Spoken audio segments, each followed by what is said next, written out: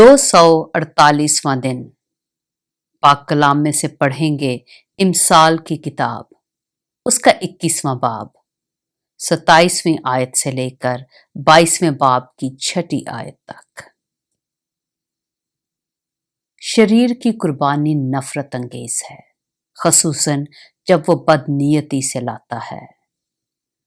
جھوٹا گواہ ہلاک ہوگا، لیکن جس شخص نے بات سنی ہے وہ خاموش نہ رہے گا۔ شریر اپنے چہرہ کو سخت کرتا ہے، لیکن صادق اپنی راہ پر غور کرتا ہے۔ کوئی حکمت، کوئی فہم اور کوئی مشورت نہیں جو خداوند کے مقابل ٹھہر سکے۔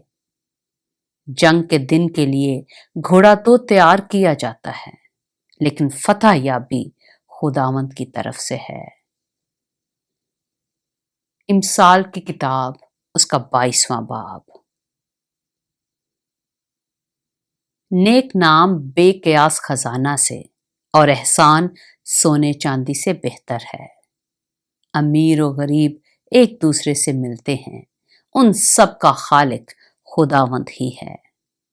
ہوشیار بلا کو دیکھ کر چھپ جاتا ہے، لیکن نادان بڑھے چلے جاتے اور نقصان اٹھاتے ہیں۔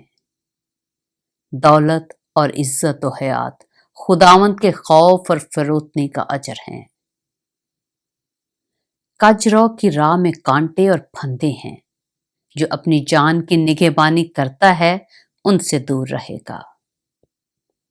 لڑکے کی اس راہ میں تربیت کر جس پر اسے جانا ہے، وہ بوڑھا ہو کر بھی اسے نہیں مڑے گا۔